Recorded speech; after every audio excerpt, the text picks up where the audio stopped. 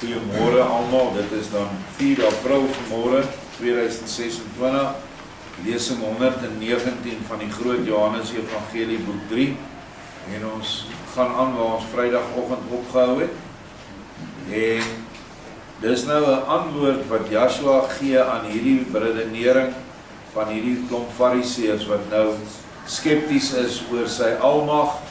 Party dink hy's net 'n profeet, ander dink hy het in Egipte by 'n wysheidskool al sy kennis gekry en hulle is maar baie skepties. Nou kom Joshua in die opskrif sê vir ons, waar mens die waarheid moet soek. Hoofstuk 2:1-9. En dit is iets wat nogal in ons tyd 'n groot probleem is. Want baie mense waan hulle self dat hulle die waarheid het, maar hulle soek by die verkeerde plek. Joshua sê vir ons, ek, Joshua, is die weg, die waarheid en die lewe. Hy sê nie ek is een van die weë nie. Hy sê ek is die enigste weg, die enigste waarheid en die enigste wat jou na die ewige lewe sal voer. Jy gaan nie die waarheid in die wet soek nie, want jy gaan dit nie daar kry nie. Jy gaan nie die waarheid in 'n kerk soek nie, want jy gaan dit ook nie daar kry nie. Die waarheid is slegs by Joshua, en wanneer jy die wet lees met Joshua se filter, dan sal jy die wet verstaan vanuit die liefde. So eenvoudig soos dit. En dit is hoekom ons so baie stryery en bekleiery in ons volk het oor sogenaamde waarheid. Maar ons is nie by Joshua nie. En dan kan jy hom maar na my om te tref nog ken as Jesus in die kerk, en jy kan al reeds by die waarheid wees, afhangende van jou gesindheid teenoor hom.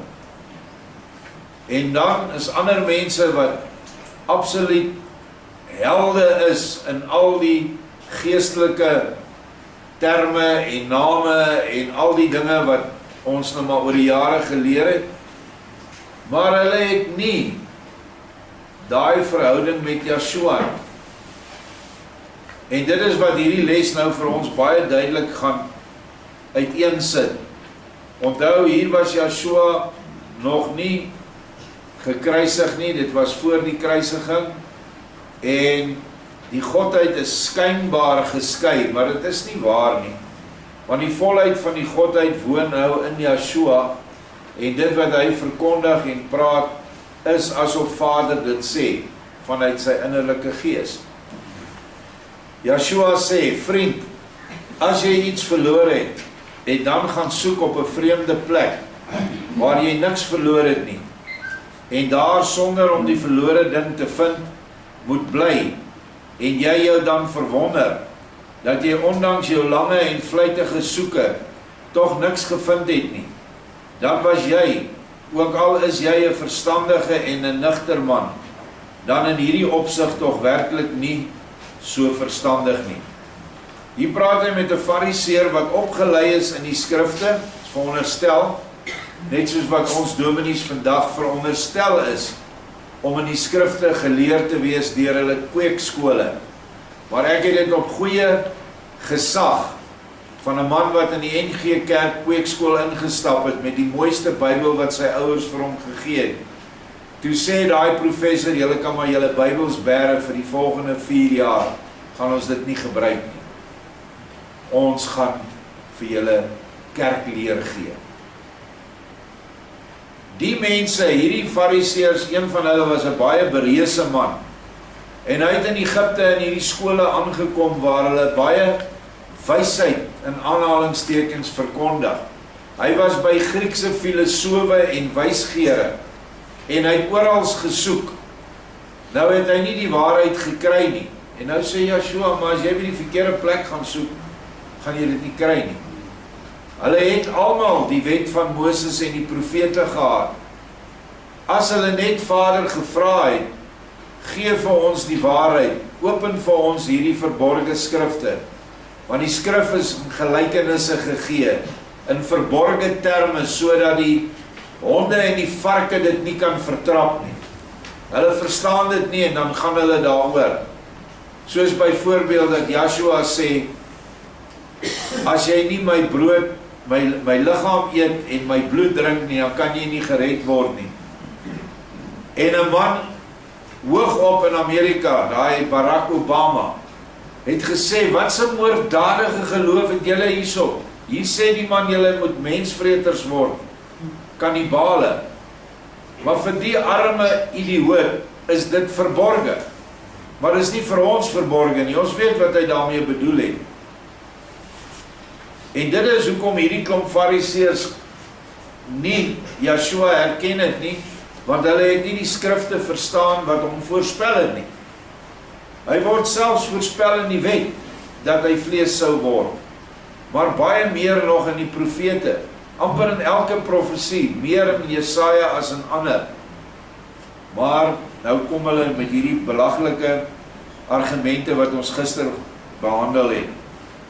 Kyk, jy vind dadelik by die begin van jou waarneming Moses en al die profete leeg, geesloos en sonder waarheid. Jy beskou dit alles as 'n ydelle mensemaaksel. Jy doen ook nooit die moeite om tot die gees van die skrif deur te dring nie. Jy het liewer tyd en goud verspil om die waarheid daar te soek waar dit nooit te vind kon wees nie. Daardeur was dit onvermydelik dat jy oral bedroe daarvan afgekom het en om die bos gelei voel en niks gevind het nie, behalwe die leuen, huigelary en dik opgelegde bedrog nie.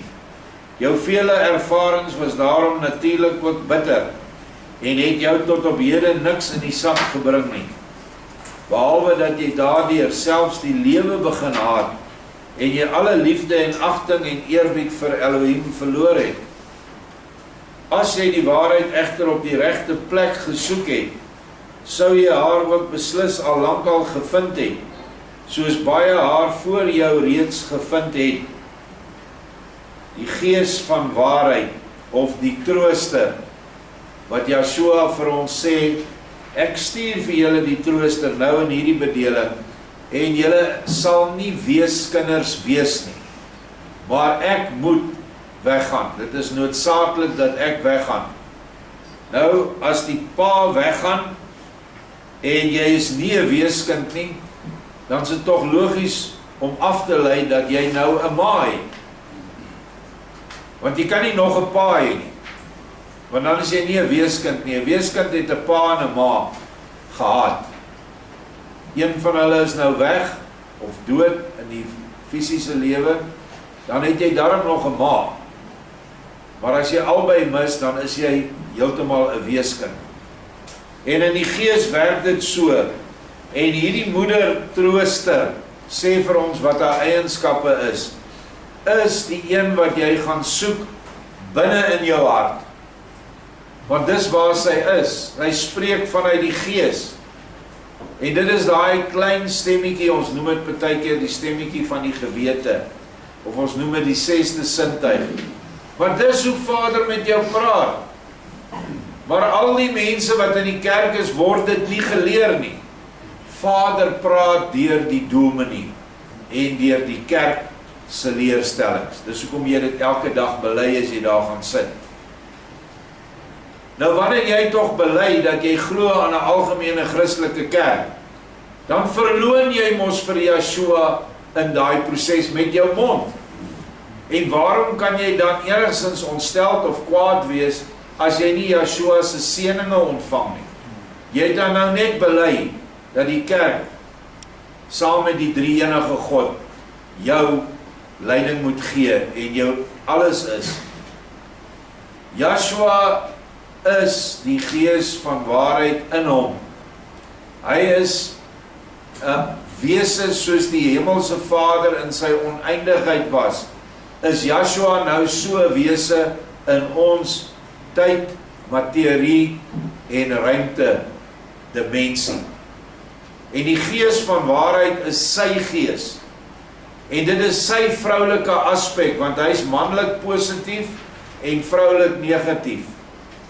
En wanneer ons Joshua aanroep, stuur hy dadelik sy gees om vervulling te bring in dit wat jy gevra het, mits dit vervulbaar is, wat hoogstens eintlik maar meestal van die tyd is as jy geestelike gawes vra, of as jy dan materiële gawes vra vir jou medemens, dan sal dit ook verhoor word. Maar dis hoe dit werk. Hy bly nog steeds die gewer van alle waarheid, en die gees van waarheid getuig self in Johannes 14, 15 en 16, of Joshua getuig van die gees. Hy sê, ek stuur vir julle die gees van waarheid, en sy sal julle herinner aan alles wat ek gesê het. Staan nie daar, sal julle herinner aan die kerk se dogma nie, of herinner aan die wet nie, of aan die profete nie, sal julle herinner wat ek van die wet, en ek van die profete, en ek van die tempel gesê het. En hy het 'n baie klomp negatiewe dinge oor die tempel van destyds gesê. En hy het in die nuwe openbaring gesê dat die mense groter en gruweliker tempels reg oor die aarde vir hom sal oprig, waarin hy nooit is nie, want hy woon nie in geboue wat deur mense hande gemaak is. Geen wonder dat niks van ons mense se gebede in die kerke kom werklik tot vervulling nie, behalwe daar waar daar 'n sterk sataniese mag is en 'n skynlig wonderwerke verrig en ingryping doen in mense se lewens. En dit is hoekom dit so moeilik is om daai mense daar weg te kry, want hulle ervaar dinge wat vir hulle op materiële vlak goed klink en goed is, en hulle hang dit aan die gees van waarheid, die trooster se nek, maar dit is nie so nie. So moet baie versigtig wees vir 'n skynlig. Maar as jy aan Joshua vashou en hom elke dag vra vir waarheid, dan sal jy nie deur skynligte bedrieg word nie. Dit is die belofte wat hy vir ons gee. Maar natuurlik, is ons vers nommer 5. Glo my, die waarheid vereis geen geloof op die manier wat jy glo noem nie. Ook geen leë hoop sonder voorbehoud nie. Maar sy skep in jou lewenssentrum 'n sonklare vertroue en laat oor die toekomstige lewe nie die geringste twyfel bestaan nie. Die volle en tasbare oortuiging leef in jou gees wanneer dit ontwaak deur sleutel die liefde tot Elohim en jou naaste, wat hulle nie gehad het nie. Hulle het liefde vir hulle tempel gehad en liefde vir die gawes van die tempel wat hulle ontvang het, geld en mag en aansien. Maar natuurlik is so iets nie in die heidense skool van Karnak in Egipte en nog minder by die ou dwaases in Indië te vind nie. Sy, die waarheid, bevind haar geheel en al baie nader aan die mens en is vir elke ywerige soeker baie maklik te vind. Maar hy moet haar daar soek waar sy te vind is. Andersins is alle moeite en elke werk verniet. Van dorings en distels oes mens nooit druiwe en vye nie. En in die plasse van en moerasse groei geen koring nie. Nou ja, wie is hierdie dorings en distels? Dis die ou wyses in Egipte en in Indië en in Griekeland. Waar is die plasse en moerasse? Dit is hulle waters wat hulle vir die mense gee om te drink. Dit is hulle kennis, of dit nou van ou spykerskrif, hieroglifiese tafels afkom, en of dit uit hulle geskrifte uitkom van Plato en Aristoteles en Diogenes en talle ander van hulle, wat vandag ook deur ons intellektuele mense geleer word as baie groot wysheid, maar dit is nie wysheid wat uit die waarheid kom nie. Jy sê ook dat jy Elohim nie liefhet of vrees of dank verskuldig is nie, omdat jy hom nooit gevra het om jou 'n bestaan te gee nie. Dit was sy argument. As jou gees al wakker sou gewees het, sou hy jou baie duidelik aangetoon het wat jy aan Elohim, die Vader van alle mense, skuldig is, Jou vlees en jou bloed weet natuurlik net so min daarvan af, as wat jou jas weet, dat jou maag honger het. En dit is omdat hy net in sy verstand is. En die verstand is deel van die vleeslike mens. En dit is vir my so 'n mooi vergelyking as wat jou jas weet dat jou maag honger het. Beteken niks. Maar hier, aan hierdie tafel, sal jy 'n sekere Filipos uit Kana in Samaria vind. 'n Paar weke gelede het hy net so daaroor gedink soos jy op die oomblik. En sy woorde was presies ook jou woorde. Praat eers met hom, dan sal dit wel iets wat ligter word vir jou. Eers daarna sal ek jou alles uitlê en dan sal dit wel blyk of Elohim van jou kant 'n ware en troue liefde waardig is of nie. Daar, net reg oor my, sit die man met wie jy eerstens moet praat. Gaan en volg my raad op. Hy sal seker nuttiger vir jou wees as die skool in Karnak.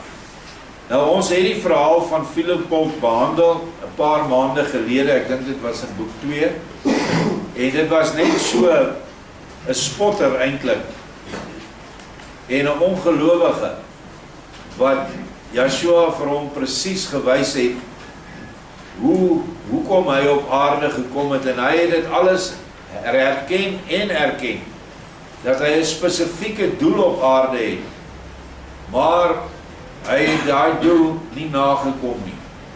Nou gaan hy hierdie ou verder leer. Morel gaan nou, terwyl hy om die langtafel loop, na Filipos toe en sê, die meester het my na jou verwys, om van jou in die saak wat my so baie besig hou, 'n eerste en ware vonkie van lig te ontvang. Sê my daarom iets goeds en waar. Filipos sê vir hom, vriend, ek het alles gehoor wat jy in die nabyheid van ons almal aan die meester gesê het. Daardeur het ek besef dat ek nie baie anders gedink en gepraat het nie, maar die rede daarvoor het by myself gelê. Ook het ek gesoek op plekke waar ek nooit iets verloor het nie, maar daar waar ek wel iets verloor het, daar het ek ook nie gesoek nie, en daarom het ek ook niks gevind nie. Eers toe hierdie majesteit en meester van bo en van die ewigheid na ons toe gekom het, is my oë geopen. Ek het erken wie ek is en waarom, en ek erken ook die mens, wat die mens eintlik is, en waarom hy daar is. En nou, vriend, is alles lig in my, en geen duistere twyfel versprei nog ergens, sy skaduwee in my in my hel verligte wese nie. Dit sal seker binnekort ook met jou die geval wees. Wat 'n groot getuienis van hierdie Filipos, dat hy eers toe hy Yeshua gevind het, hy alles gevind het. En die wonderlike is dat Yeshua nou die man na Filipos toe stuur, en so doen hy vandag nog met ons. Baie keer het hy mense uit 'n baie diep moeras gaan uithelp. Ons noem 'n voorbeeld dwelms. En dan sal hy daai persoon 'n opdrag gee om na ander dwelmverslaafdes toe te gaan en met hulle oor Yeshua te praat. Vir die eenvoudige rede, hierdie persoon kan homself identifiseer met daardie persoon, want hy of sy was daar. Wat byvoorbeeld ek, wat nooit dwelms gebruik het nie so 'n goeie werkstuk kan wees van Vader. Ek kan op ander afdelings kan ek vir hom van nut wees. Maar hy sal jou gebruik, al was jy diep in dwelms of drank of enige ander verslawing begrawe, en jy het losgekom en vrygekom, is jy die geskikste werktuig om daai persoon wat in dieselfde groef is te gaan uithaal. Moet jouself nie afbreek nie. Moenie, baie keer sien ek mense praat baie lelike dinge van hulle self. Hulle plaas hulle eintlik baie laag. Maar as jy dit doen, dan is jy eintlik besig om Yeshua wat in jou is, wat jy gevind het, ook af te druk ondertoe. Moenie. Natuurlik moet ons nederig bly en in nederigheid so 'n persoon gaan besoek en met hom baie mooi praat. en bid en bevryding vra van daai spesifieke demoniese gees wat hom nou tuister. Want alle verslawings en alle verkeerde dinge in die gees het gewoonlik onderliggend 'n bose gees. En dis die bose gees wat jy moet aanspreek. Met drankverslawing en ander verslawings is daar egter ook nog 'n chemiese tipe ding wat in die liggaam is, wat ook aangespreek moet word. En alles kom nie net reg deur net te bid nie. Daar moet ook sekere tekorte aangevul word, wat Vader vir die een wat die genesing doen ook aan sal openbaar. Sekere chemiese tekorte wat persone het, en nou, Engelse woord, kryf hulle dit, en kan hulle nie loskom nie. En dit is nie altyd dan vanuit die geestesdemoniese dimensie nie, dit is partykeer net 'n chemiese wanbalans in jou liggaam, wat ons vandag nou ook baie beter verstaan, as dat dit parasitiese werkinge is. Ek noem parasiete en slakke en virusse en patogene en skadelike bakterieë. Dit is alles vleesduiwels. Die goed kom nie vanuit die goddelike ligkant nie. Dit kom as gevolg van die val van die aarde in wat Lucifer veroorsaak het. Is hierdie negativiteit, hierdie duistere, klein mikroskopiese diertjies besig om alles wat aan Vader behoort aan te val. En dit moet ook aangespreek word, so onthou dit wanneer jy in so iets betrokke is. Die verval van die Egiptiese en Indiese wysheid, hoofstuk 220. Onthou, in Indië het lang gelede, het daar van die mense van Noag se nakomelinge, het Indië toegetrek. Daai mense wat in Indië en in Japan en in China was nie deur die vloed geraak nie. Dat die vloed 'n deel deur Indië gekom het, is so. En as jy wil weet waar die vloed geloop het, gaan lees boek 3 van Huishouding van Elohim, die laaste 10 hoofstukke. Hy verduidelik jou presies waar die water gegaan het en waar die water nie gekom het nie. So hierdie mense het oeroue kennis gehad van voor die vloed, en toe is daar ook mense van na die vloed wat na hulle toe gegaan het. Onder andere het Abraham 6 seuns gehad by 'n vrou wat hy gevat het nadat Sarah dood is, met die naam van Keturah. En heelwat van hulle, indien nie almal, het na die ooste getrek nie. En het hulle 'n geloof ingebring wat ons ken as die Brahmaanse geloof, of die Burmaanse geloof. Brahman kom van Abraham af. Dis 'n verdraaiing van die letters Abraham. En hulle het die Sanskrit gehad, wat 'n boek was, wat dateer het uit die voorvloedtye.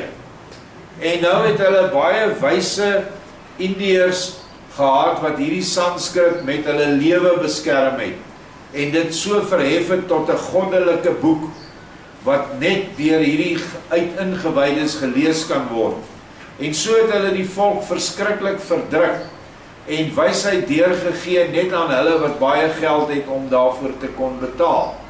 Maar selfs hulle kon nie in die heel diepste geheime indring nie. En daarby sluit ek in die Chinese en veral dan die Dalai Lama wat vanuit Tibet afkomstig is. Hulle het vreeslike invloed gehad op die mens se wysheidsdenke. Maar dis nou die plekke waar die intellektuele mens gaan soek. Ek weet van baie mense wat Indië toe is, of China toe is, om Boeddha te gaan bestudeer. Wat gaan jy daar, wil jy daar soek, want jy het niks daar verloor nie. En dit wat jy daar gaan kry, gaan jou in elk geval niks help om die waarheid in te kry nie. Want dit is nie waarheid nie. Ek was baie geseën, ek kom uit 'n NG Kerk agtergrond, maar beide my ouers was nou nie so in die kerk gebonde nie. Hulle het maar net gesê, julle moet kerk toe gaan, want jy moet nou 'n kerk agtergrond hê. Daai tyd was dit so, ons was in die kerk koshuis, en jy moes gedoop gewees het, en jy moes aangeneem gewees het, en al die nonsens. Maar baie mense kry jy wat, ek noem dit church crawling, of religious crawling doen, soos wat die jong mense pub crawling doen, van die een kerk na die een geloof, na die ander toe, en hulle kry nie wat hulle soek nie. Nou ja, ten minste is dit 'n pluspunt dat hulle soek, maar is 'n negatiewe punt, omdat hulle verkeerd soek, en hulle nie kry wat hulle soek nie. En wanneer Joshua sê dat die gees van waarheid baie naby aan ons is hy in jou hart. Jy moet net daardie stemmetjie met jou laat praat, en doen wat daardie stemmetjie sê, en dan sal jy vrugte kan pluk van jou eie boom af. Hoofstuk 2:20, toe vra Morel aan Filipos om hom die nodige uitleg daarvoor te gee, waarop Filipos sê, vriend en beste broeder, jy het baie ondervinding, en het selfs na die Indiërs gegaan, en na die lande wat nog baie ver agter die Ganges lê, dit is die Chinese gebied, tot aan die berge wat nog geen sterfling betree het nie, en natuurlijk in Tibet. En bovendien het jy so ver in Egipte deurgedring, tot waar die Nyl oor rotse bruis en donder. Dit is diep in Afrika, en ek dink dit is omtrent in Ethiopië of Sudan. Die ou rotstempel van Jabu Simbel het nie vir jou onbekend gebly nie. Jabu Simbel bestaan nog. Dit was 'n tempel wat geskuif is hier in die 1930s deur die Engelse, toe hulle die Aswan-dam gebou het, want anders sou Jabu Simbel onder die water verdwyn het. Nou net die ja al daarin, dis eintlik verkeerd gespel, het met J-A-H, Jabu Simbel, is 'n tempel wat die 7 geeste van Vader uitbeeld in klipvorm, en dan nou nog baie ander goed daar binne. Op 'n stadium, en ek dink jy kan dit nog doen met YouTube, daar was 'n woordeboek wat ons dit kon doen. Jy kon klik op Jabu Simbel, dan gaan jy binne in die tempel in, dan loop jy, dan kan jy links en regs kyk, hoe lyk dit daar binne, sonder om daar te wees. Maar later aan het hierdie Jabu Simbel verwater, daardie ou mense het nog die ware God geken en die ware eienskappe van sy gees. Maar later het hulle afsonderlik begin om die 7 beelde te aanbid as afsonderlike afgode. En dit is hoekom die Egiptiese wysheid ook nou verdwaal geraak het, en jy gaan ook nie die wysheid daar kry nie. Al soek jy nou hoe diep in Zachariah Sitchin, wat ek gister genoem het, en Erik van Daniken se boeke, jy gaan nie die waarheid kry nie. Jy gaan hoogstens baie die mekaar word. En die Memon of Memnon suile, het jy op 'n môre gehoor weer galm. Jy het die ou spykerskrif bestudeer, en die nog ouer hieroglife skrif, het jy probeer ontsyfer. So hierdie man was 'n soeker. Die leraars van Karnak sou jou alles moes uitlê, waarvoor jy hulle baie ruim daarvoor wou betaal. Maar tog het hulle dit nie gedoen nie, omdat hulle dit nie kon doen nie. Die huidige wyses en geleerdes van Egipte is naamlik nie meer te vergelyk met hulle wat ten tye van die ou farao's, die grondleggers van die skole en tempels was nie. Van die oudste wyshede weet hulle nog baie minder van af, as die skrifgeleerdes en fariseërs in Jerusalem, en die Brahmane of Brahmane is nog slegter daaraan toe. Hulle blyk na 'n soortgelyke asketisme oorgegaan het, wat 'n skande vir die mensdom is. En wat is die asketisme anders as enerzydse onbegrensde hoogmoed, en juist daarom onbegrensde domheid anderzijds. Dis wat jy in Indië en in China gaan ontdek, is absolute domheid. Die mense het ook eers die ware wysheid besit, net soos vader Noag dit besit het.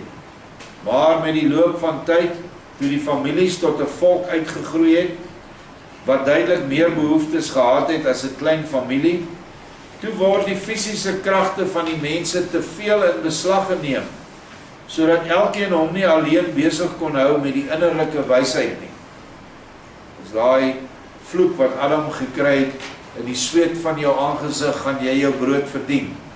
En dan is daar nie tyd om jou besig te hou met innerlike geestelike dinge nie. Dan gebeur die volgende. Die volkere kies toe vanuit hulle midde die mees wysste manne, dra hulle die heilige taak op en verplig hulle om daarvoor te sorg dat die kennis van Elohim altyd onder hulle hoog gehou moes word en dat die innerlike wysheid nie verlore mag gaan nie, maar by hulle en hulle kinders bewaar moes bly. Dis nou by die wyses. Daarna het die volk die wysheidsleiers en bewaarders en versorgers die reg verleen om wyse wette uit te vaardig. Die hele volk van die eerste tot die laaste man het daarvoor borg gestaan en moes dit uitvoer, waarby sondaars teen die heilige wette 'n streng tigtiging te wagte kon wees. Nou hy beskryf nie die tigtiging nie, maar op 'n ander plek in die nuwe Openbaring beskryf Yeshua daai tigtiging wat daai mense moet deurgaan. Dis verskriklik. Ek weet nie of julle al gesien het dat die Indiërs hulle met 'n sweep met sulke hakke aan so agteroor slaan. Slat hulle rug oop. Dit is van die strawwe wat hulle moes doen. Dan moet hulle doodstil staan op 'n plek vir etlike jare. Dan moet hulle baie ander ongemaklike dinge doen. Dan is hierdie priesters eers tevrede. Hulle was ongenaakbaar wreed teenoor hulle mense. Maar as jy geld het, kon jy jou losgekoop het van hierdie vreeslike strawwe, soos dit maar in die tempel ook die geval was. In die beginperiode van sulke instellings het alles baie goed verloop en dit het 'n redelike heilsame werking gehad. Maar later het die priesterkaste hulle self ook uitgebrei en het baie nodig gehad vir hulle liggaamlike onderhoud. Weldra was daar dan ook nuwe wette en voorskrifte uitgevaardig met die mystieke titel uitgaande van God. Dit het nou begin wemel van strawwe en boetes en van allerlei op wonderwerk lykende bedrog. Ook middele om weer vry te word het die mense nie vergeet nie. Wie by die oortreding van een of ander sogenaamde goddelike voorskrif sy straf kwytgeskeld wou hê, moes losgeld betaal wat hy nouliks kon bybring. Die arme moes natuurlik die boetedoening deurstaan, alleen as 'n angsaanjaende voorbeeld. Dat dit heiliglik nog baie erger moet gaan, kan jy jouself goed indink. En kyk vriend, daar het jy waarheid en die hoogste wysheid gaan soek.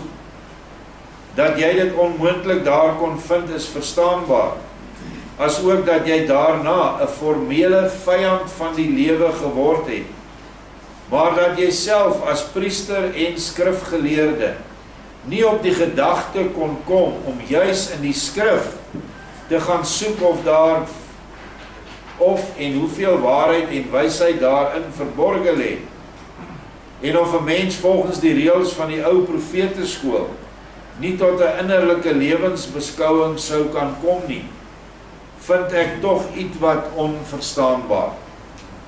Ek was daar aan die een kant seker nie baie beter daaraan toe met my kennis van die waarheid nie, en my wysheid het meerendeels uit Griekse filosofie bestaan, hoewel ek die goddelike skrifte van die Judeërs 'n hoë waarde toegeken het, maar vir my het die hoofwortel ontbreek, waardeur hierdie heerlike boom van my dan ook geen vrugte kon dra nie.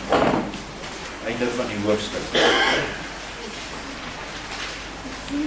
Mense, vandag gaan dit nie veel beter met die soeke na kennis nie. En met internet is dit nou baie maklik en dit wemel van webwerwe waar jy hierdie alternatiewe kennis kan gaan haal. En dit is vir my partykeer so skokkend, wanneer van ons mense, as ek sê van ons mense, is ons wat die nuwe Openbaring al 'n geruime tyd bestudeer, dat hulle nog goed plaas, wat duidelik vanuit hierdie heidense afdelings kom. Duidelike kennis van die boom van kennis van goed en kwaad, die bedorwe boom. En dit is hoekom ons baie kragtig elke dag in Yeshua se leer moet leef en die liefde uitleef en onsself voor sy oë rein kry, skoon kry, bevry word van alle ander goed en dat ons dan in daardie poging om rein te bly opdragte sal leef, sal bid en sal werk. Daar is 'n dwelm wat baie gevaarlik is vir die geestelike van die mens. En dit is dagga. Wat in Jamaica, dis 'n eiland daar naby Amerika. Dit is waar hierdie ding se rokery na die weste oorgekom het. En daai mense noem hulle God, ja. So vals is die gebruik van daardie ding, laat hierdie mense heeltemal verval in hierdie God. En ek het al gesien, dat van ons mense, dieselfde eienskappe begin toon, wat daardie mense toon, wanneer hulle op hierdie spesifieke dwelm is. En dit is dan eintlik wat gebeur, jy gaan in die geestesweer van Satan in. Jy gaan nie in die geestesweer van die engele van Vader in nie, want dis hoër. En Vader het nie dwelms nodig om jou in 'n geestesvervoering te kry nie. Hy het net jou liefde nodig. Jou liefde sal jou daai noodsaaklike vervoering gee, waar jy so naby aan hom sal voel, en sekere geesteservaring sal opdoen. Maar wanneer jy dit met substansie probeer, wanneer jy dit meganies wil probeer doen, om in die geestesweer te kom, dan gaan jy geeste kry wat met jou praat. Onthou, die geeste in Satan se dimensie is nie almal net aardsleg wat jy dadelik herken nie. Daar is verskriklike klomp demoniese engele wesens wat hulle self voordoen as ligwesens. En hulle kom en hulle haal vir jou uit die Bybel aan, want hulle ken die Bybel goed. Dit is moontlik voorheen gestorwe mense wat dominees was, of leraars was, wat nou hierdie mens beset. En dan kry jy dat mense hierdie waarheid, wat innerlik gesoek moet word, verruil vir hulle kerk, of verruil vir 'n lewe waar hulle weer offers bring, soos wat die mense dit voor 2000 jaar gelede gedoen het. Ons moet baie waaksaam wees, en baie notisie neem van Yeshua se waarskuwings hier binne. Baie dankie.